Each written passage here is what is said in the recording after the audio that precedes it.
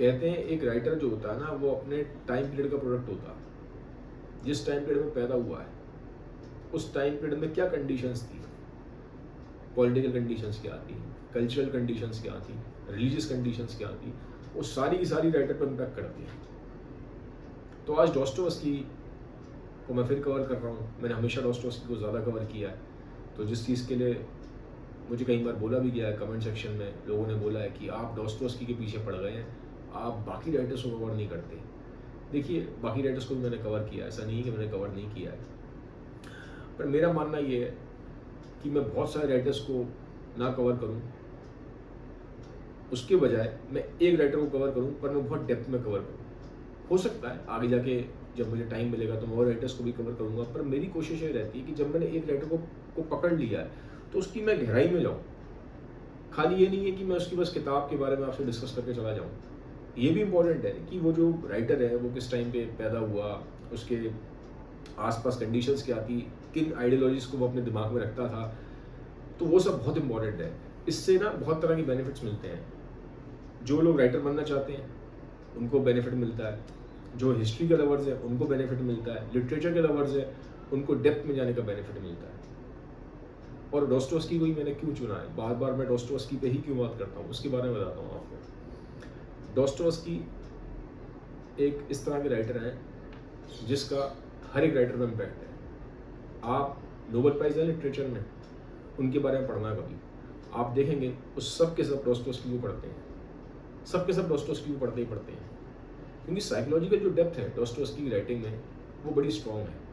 इसीलिए क्योंकि वो एक ऐसा राइटर है कि हर एक राइटर को इम्पैक्ट कर रहा है, इसलिए मैंने डॉस्टोवस्की को चुना है। एक रीज़न ये है। दूसरा, जो डेप्थ है, जो ब्यूटी वो क्रिएट करता है, वो काइंड ऑफ ऐसा लगता है जैसे कि अनमैच्ड है, अनपैरेलल्ड है। ऑब्वियसली डॉस्टोवस्की को लेकर कुछ क्रिटिसिज्म भी है, उस पर कभी मैं एक अलग से वीडियो बनाऊंगा कि डॉस्टोवस्की को लेकर क्रिटिसिज्म क्या है। बट फिलहाल ये वीडियो का जो मेन टॉपिक है, जो मेन मुद्दा वो ये है कि मैं आपको उसका पूरा टाइम पीरियड समझाऊं कि जो डॉस्टोवस्की जिस टाइम पीरियड पे जो बन रहा था, जो उभर रहा था, वो टाइम पीरियड क्या था। ठीक है, तो आज की वीडियो को हम स्टार्ट करते हैं। अब था क्या, ये जो टाइम पीरियड है ये तब का है जब वो साइबेरिया की जेल से वापस आ गए हैं। डॉस्टोवस्की साइबेरिया की जेल से वापस आ चुके हैं। तो 1860s के आसपास का टाइम है, 1860s के आसपास का टाइम है। ठीक है, पहले इस टाइम पीरियड को समझ लो। और ये वो टाइम पीरियड है जब वो जेल से बाहर आ चुके हैं, उनको एक कंपलसरी मिलिट्री सर्विस करनी थी, वो भी उन्होंने करी। तो वापस जब ये पीटर्सबर्ग आए तो इनिशियली तो क्या हुआ कि इनको इतना वो नहीं मिला एक्नॉलेजमेंट, बट धीरे धीरे लोगों ने पहचानना शुरू करा क्योंकि लोग भूल गए थे। तो धीरे धीरे उन्होंने लिटरेचर के वर्ल्ड में अपना नाम बनाया। नाम कैसे बनाया, जो बड़ी बड़ी वहाँ मीटिंग्स होती थी, ये मीटिंग्स अटेंड करते थे, लिटरेचर की मीटिंग्स होती थी। फिर इन्होंने अपने भाई के साथ मिलकर, इनका बड़ा भाई था मिखाइल, वो भी राइटिंग में था, उसके साथ मिलकर इन्होंने एक मैगजीन स्टार्ट करी, उसका नाम था टाइम। इन्होंने टाइम मैगजीन स्टार्ट करी, तो धीरे धीरे उसमें लिखते रहते थे और फिर उससे उन्होंने वापस अपनी इस लिटरेचर के वर्ल्ड में नाम बनाया। और फिर उसके बाद आप देखेंगे जो उनका बेस्ट वर्क है वो वहीं से फिर स्टार्ट होता है, उसकी जर्नी वहीं से स्टार्ट होती है। चाहे इनकी हाउस ऑफ द डेड है एक किताब, जिसमें इन्होंने जो जेल में जो टाइम पीरियड बिताया है वो टाइम पीरियड कैसा था उसको उन्होंने लिखा है किताब में, हाउस ऑफ द डेड में। फिर उन्होंने क्राइम एंड पनिशमेंट लिखी, इडियट लिखी, ब्रदर कामज़ोव लिखी। ये सारा का सारा ये जो इनकी बेस्ट वर्क है वो इनका जेल से बाहर आने के बाद ही है। ठीक है, अब डॉस्टोवस्की की अगर मैं राइटिंग स्टाइल के बारे में बात करूँ तो ये रात को लिखते थे, दिन भर ये सोते रहते थे, ये रात को लिखते थे। रात को कहते थे मेरे को ज़्यादा इंस्पिरेशन और ज़्यादा क्रिएटिविटी मेरे अंदर आती है। और ये बहुत हार्ड वर्कर थे, ये भी मैं आपको बता दूँ। हाँ, लोगों को लगता है कि यार बस शायद इनके पास कोई गॉड गिफ्ट था, ये तो पैदा ही राइटर हुए थे इसलिए इतने बड़े राइटर बन गए, ऐसा नहीं होता। ठीक है, ऑब्वियसली गॉड गिफ्ट्स होते हैं, मैं उसको डिनाई नहीं करूँगा, बट मेहनत भी बहुत होती है। इनके साथ के इनके कलीग थे, उनके बारे में बताते थे कि जब डॉस्टोवस्की रात को बैठते थे ना, मतलब मान लो रात को 11 बजे बैठ गए, 12 बजे बैठ गए लिखने के लिए, तो सुबह 5 बजे से पहले उठेंगे नहीं, हिलेंगे नहीं, लिखते ही रहेंगे डेस्क पे। तो बहुत मतलब लेबोरियसली वर्क करते थे। आप सोच रहे हैं 5-6 घंटे एक डेस्क पे बैठ के लिखना, लगातार लिखना आसान काम नहीं है। तो बहुत हार्ड वर्किंग भी थे, इस पॉइंट का भी आप ध्यान रखिए। ठीक है, अब था क्या, रशिया में 2 तरह की आइडियोलॉजीज थी। एक आइडियोलॉजी थी मॉडरेट वाली आइडियोलॉजी, मॉडरेट आइडियोलॉजी क्या होती है, इसमें ये था कि भाई रशिया में चेंज तो आना चाहिए, पर राजा रहे, जो ज़ार है, ज़ार को राजा बोलते हैं, तो ज़ार रहना चाहिए। और चेंज क्या चाहते थे कि ये जो सर्फडम है ये ख़त्म हो जाए। सर्फडम में क्या था कि जो गरीब किसान है वो बेचारे बड़े गरीब होते थे, और जो उनका ज़मींदार होता था वो उनके ऊपर अत्याचार करता था, क्रुएल्टी करता था। तो एक तरह की स्लेवरी थी, और ये बहुत ही ख़राब वो थी। वहाँ पे जो ट्रेडिशन था सर्फडम का बहुत ही ख़राब था, एक तरह से बहुत क्रुएल्टी थी उसके ऊपर, किसान के ऊपर, उसको स्लेव बना के रखा जाता था। तो डॉस्टोयेव्स्की इस सर्फडम के बहुत खिलाफ थे। वो कहते हैं इस सर्फडम को ख़त्म करना चाहिए, इसको बिल्कुल एंड करो। राजा रहे, राजा को हटाने की बात नहीं करते थे वो, सर्फडम को एंड करना चाहिए, और जो मीन्स है जिस तरीके से ये चीज़ें ख़त्म हो, जो अत्याचार है वो ख़त्म हो, वो पीसफुल तरीके से हो। तो ये तरीका है मॉडरेट का, ठीक है। और डॉस्टोयेव्स्की खुद भी मॉडरेट थे। लेकिन दूसरी जो आइडियोलॉजी थी वो थी रेडिकल आइडियोलॉजी। रेडिकल आइडियोलॉजी क्या होती है, वो एक्सट्रीमिस्ट वाली आइडियोलॉजी है। वो कहते थे कि ये जो मॉडरेट है ये डरपोक है, ये कावर्ड्स हैं, ये कुछ नहीं कर सकते, ये सिर्फ बातें करते हैं, बड़ी बड़ी बातें करते हैं, बड़े बड़े आर्टिकल लिखते हैं, न्यूज़पेपर में लिखते हैं, मैगजीनों में लिखते हैं, करते धरते कुछ नहीं है, सिर्फ सोचते रहते हैं, ये सिर्फ ओवर थिंकर है। They are man of just thought, they are not a man of action. इनसे होता कुछ नहीं है। अब रेडिकल क्या कहते थे कि राजा को हटाओ, राजा को हटाओ, वहाँ पे डेमोक्रेसी लाओ, भाई लोगों की ताकत आनी चाहिए, राजा को हटाना चाहिए, और उसके लिए वायलेंस करना पड़ेगा तो वायलेंस करा जाए, कोई प्रॉब्लम नहीं है उनको वायलेंस में। तो ये थे रेडिकल्स। तो दो तरह की आइडियोलॉजीज थी, ठीक है। तो और राइटर्स दोनों साइड थे, मॉडरेट भी थे, डॉस्टोयेव्स्की खुद मॉडरेट राइटर थे, और इस तरफ रेडिकल्स भी थे। अब एक चीज़ का ध्यान रखिए, जेल जाने से पहले बहुत तक डॉस्टोयेव्स्की एक बार वो रेडिकल जो आइडियोलॉजीज थी इससे एग्री करते थे, पर जब वो जेल गए और जब उन्होंने देखा कि रेडिकल आइडियोलॉजी से क्या क्या डैमेज हो सकता है, जब वायलेंस होता है तो क्या क्या डैमेज होता है, और इस तरह की जो एक्सट्रीम थिंकिंग है वो किस तरह से डैमेज करती है, उसने इनको बदल दिया। फिर इन्होंने रेडिकल वाला जो पाथ था इसको पूरा छोड़ दिया, ठीक है। तो जेल ने इनको बहुत चेंज किया था। आप देखेंगे कि डॉस्टोयेव्स्की बात तो कर रहे हैं कि भैया जो प्रोटेस्ट होने चाहिए वो पीसफुल होने चाहिए, हम सर्फडम की बात करें, सर्फ को ख़त्म करा जाए, ये जो मैंने बताया ना आपको, जो किसानों पर जो अत्याचार होता था इनको ख़त्म करा जाए, स्लेवरी को ख़त्म करा जाए, और किसानों को ये जो सर्फ है इन्हें फ्री करा जाए। अब हुआ क्या, ये चीज़ हो गई 1861 में सर्फडम खत्म हो गया। जो राजा थे ज़ार, उन्होंने खुद ही सर्फडम खत्म कर दिया। उन्होंने कहा ये जो किसान है इन्हें फ्री करा जाए, अब कोई ये किसी ज़मींदार की ये स्लेव नहीं है, फ्री करा जाए। लेकिन फ्री तो हो गए, लेकिन पूरी तरह फ्री नहीं हुए।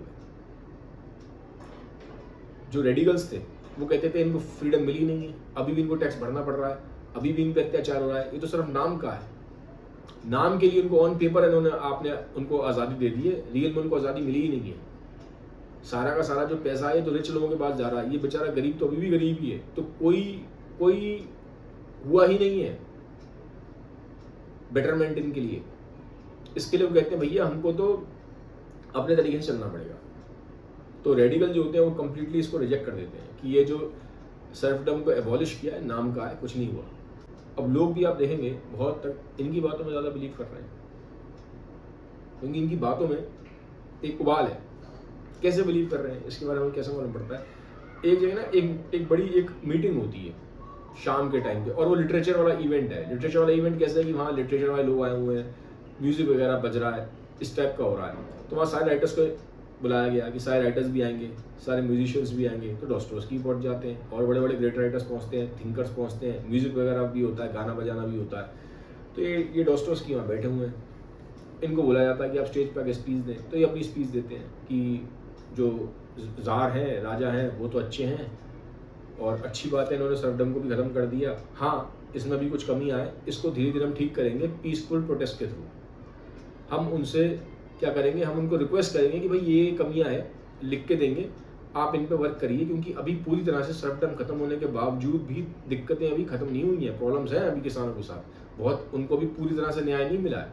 तो डॉस्टोयेव्स्की इस चीज़ को एक्नॉलेज करते हैं कि प्रॉब्लम है अभी, लेकिन करना हमको आराम से है, कोई जल्दबाजी नहीं करनी। तो डॉस्टोयेव्स्की ने जो स्पीच दी है बड़ी आराम से दी है, कॉम्पोज मैनर में, काम मैनर में, एक जैसे वाइज मैन होता है उस तरह से जाके स्टेज पे स्पीच दे के आ जाते हैं। उनकी स्पीच को लोग सुनते हैं। डॉस्टोयेव्स्की फेमस भी हो चुके थे, उनकी मैगजीन भी थी टाइम, लोग पढ़ते भी थे, इंटेलिजेंट लोग पढ़ते थे काफ़ी। तो वहाँ जो बहुत भीड़ है, तो तालियां वगैरह बजाई जाती है कि भैया चलो अच्छी स्पीच दी है, ताली बजा दी जाए। लेकिन ऐसे कोई वो नहीं होता, कोई बहुत इमोशनल इम्पैक्ट नहीं है। उसके बाद एक रेडिकल स्पीकर जाते हैं, दोस्तों की मॉडरेट स्पीकर है, उसके बाद एक रेडिकल स्पीकर जाते हैं। अब जो रेडिकल स्पीकर गए वो एक प्रोफेसर है और खूब चिल्ला के बोल रहे हैं कि ये होना चाहिए, ये तो जितने भी ये मॉडरेट हैं ये तो कायर हैं, इनसे कुछ होता ही नहीं है, ये तो सिर्फ गुलामी करते हैं, they are just buttering the king, ये तो कुछ कर ही नहीं सकते, इनसे कुछ हो ही नहीं सकता। जो असली जो रेवोल्यूशन आएगा कंट्री में वो रेडिकल्स लाएंगे, हम लेके आएंगे। और बड़ी जोर जोर से बोल रहे हैं, चिल्ला के बोल रहे हैं, बड़ी रौबदार और बिल्कुल ऐसे लग रहा है जैसे कोई शेर दहाड़ रहा है, इस तरह से बोल रहे हैं। तो जब पब्लिक बैठी हुई है सुन रही है, वो पब्लिक पागल हो जाती, दीवानी हो जाती। लोग अपने पैर तेज उस पर मार रहे हैं, ज़मीन पे एकदम बेचैन हुए जा रहे हैं, हाथ ऐसे मार रहे हैं लोग कुर्सियों पे, वाह वाह वाह क्या स्पीच है। लोग बिल्कुल आंखें लोगों की बिल्कुल बाहर आ जाती हैं, क्या स्पीच दी है। तो जो ओरेटर है ये वाला, इसकी बात का इम्पैक्ट बहुत ज़्यादा है, लोग इमोशनली बहुत मूव हो जाते हैं। अब दोस्तों वहाँ बैठ के देख रहे हैं और दोस्तों कहते भी हैं अपने आसपास लोगों से कि ये गलत कर रहा है, इसको जेल जाना पड़ेगा। और होता भी यही है, अगले उस स्पीकर को जेल भेज दिया जाता है। लेकिन जो बाकी रेडिकल्स हैं वो उससे और इंस्पायर हो जाते हैं कि हमारा जो देखो हमारी बातों में दम है, इसको जेल भेज दिया गया। तो जो लोग हैं वो भी इम्पैक्ट हो जाते हैं कि बात तो सही कह रहा था वो। तो आप देखेंगे मॉडरेट्स की बात का इम्पैक्ट नहीं पड़ रहा है, ज़्यादा इम्पैक्ट रेडिकल्स की बात का पड़ रहा है। खाली यही नहीं है कि ये आइडियोलॉजी चल रही है, और भी तरह की आइडियोलॉजी चल रही है। रिलीजन में भी वहाँ डिवाइड आ रहा है, एक तो वहाँ पे है ओल्ड बिलीवर्स और एक है न्यू बिलीवर्स।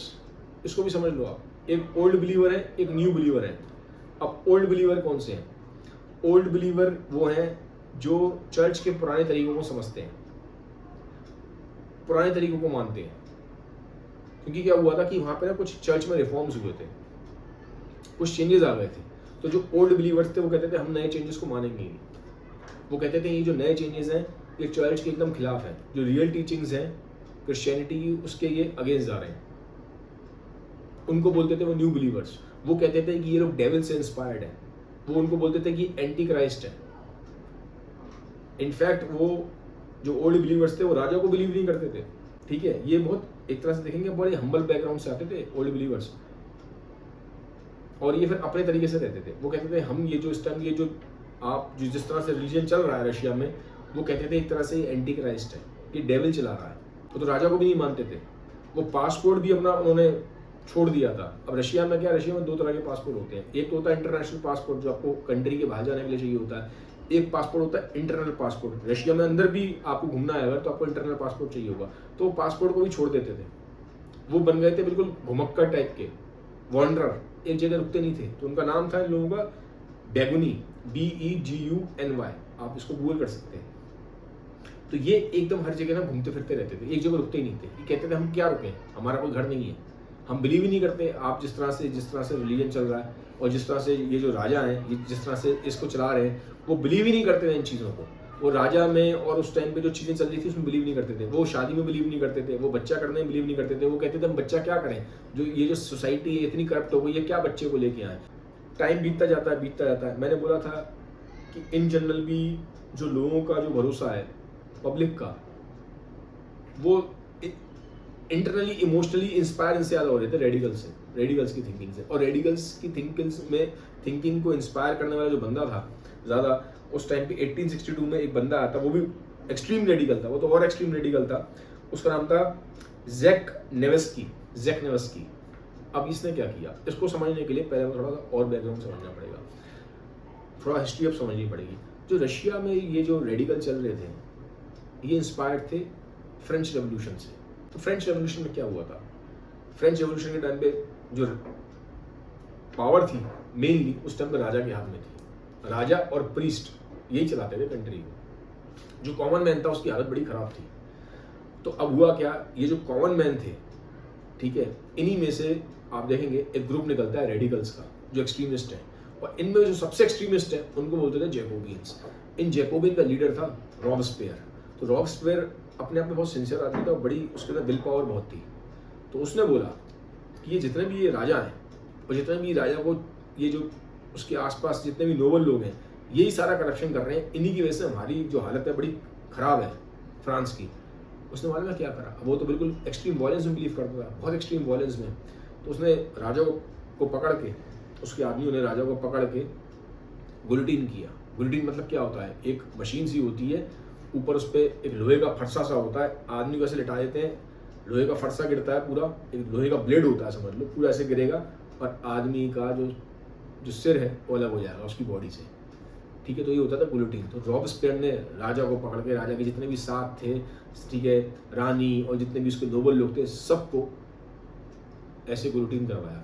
तो कहते हैं, करीब मैं पढ़ रहा था, टोटल फ्रांस में उस टाइम, इस टाइम लोग बोलते थे रेन ऑफ टेरर, भैया टेरर फैल गया था, लोग डरते थे। 17,000 लोगों को गुलिटीन कराया गया, 17,000 लोगों को गुलिटीन कराया गया। लेकिन अब इससे हुआ क्या, पावर वैक्यूम क्रिएट हुआ, राजा को हटा दिया, अब कोई तो आएगा, तो रॉबस्पियर खुद आ गए। अब रॉबस्पियर एक तरह से क्या हुआ, एक टाइम में डिक्टेटर की तरह बिहेव करना शुरू कर दिया। उनको लगता था अब जो भी मेरे अगेंस्ट जा रहा है वो एक तरह से फ्रांस के अगेंस्ट जा रहा है, जो भी उनके अगेंस्ट जाता था उसको मरवा देते थे, गुलिटीन करवा देते थे। तो जो उसके आसपास के लोग थे वो भी फिर घबराने लगे। पहले साथी थे वो, रॉबस्पियर के दोस्त थे, पर उन्होंने कहा रॉबस्पियर तो एकदम से वो हो गया है, बहुत ही ज़्यादा एक्सट्रीमिस्ट हो गया, किसी की सुनी ही रहा है।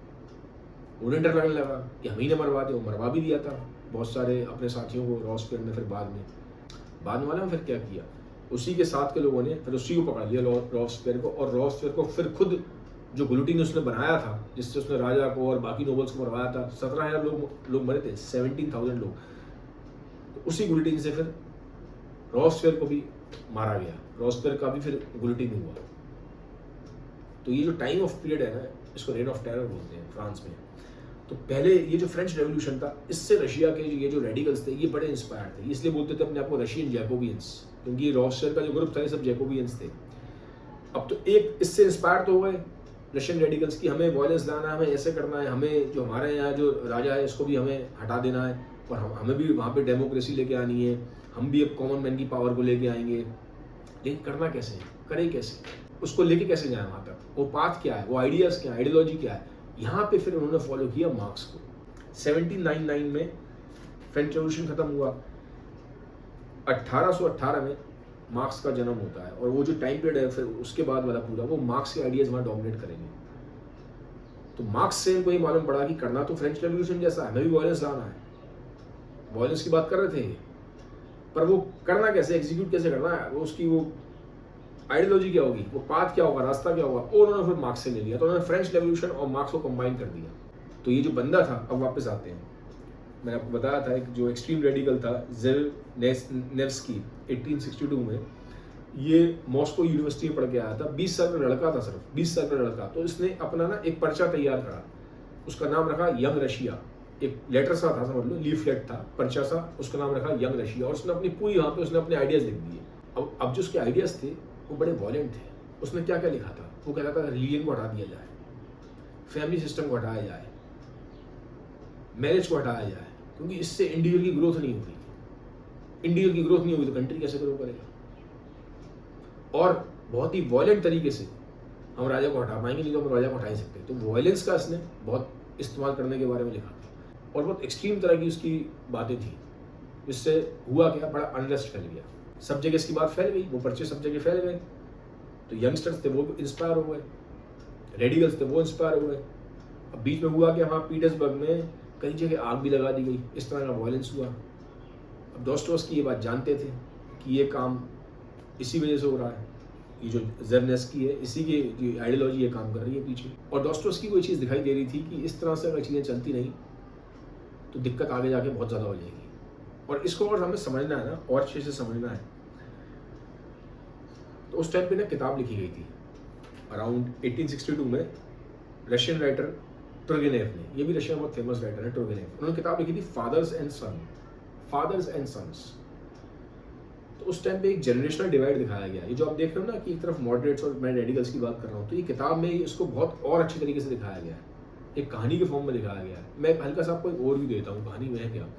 कहानी में दिखाया गया है कि एक जो लड़का है उसका नाम है बेजरॉफ। वो बेजरॉफ बिलीव करता है साइंस में, रीजन में, लॉजिक में, क्योंकि ये जो रेडिकल्स थे ये भी ऐसी थे, ये साइंस में बिलीव करते थे, लॉजिक में बिलीव करते थे, मटेरियलिज्म में बिलीव करते थे। ये बिलीव करते थे कि दुनिया में जो चीज़ें हैं जो हमें दिख रही हैं सिर्फ वही रियलिटी है, जो मैटर है खाली वही रियलिटी है, खाली मैटर ही रियलिटी है। ये सोल, स्पिरिट, आर्ट, पोएट्री, ये सब बेकार की बात है, सब बेकार है। पोइट्री, आर्ट, इसको तो बेकार मानते थे, किसी काम की नहीं है।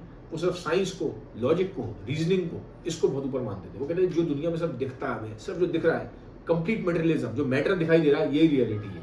तो इसलिए वो गॉड को नहीं मानते थे, रिलीजन को नहीं मानते थे, ब्यूटी को, आर्ट को, इन चीज़ों को मानते ही थे। इनफैक्ट जब लव की बात आती है, वो कहते थे है क्या ये, केमिकल्स ही तो है, सिर्फ केमिकल्स का गेम है और कुछ है ही नहीं।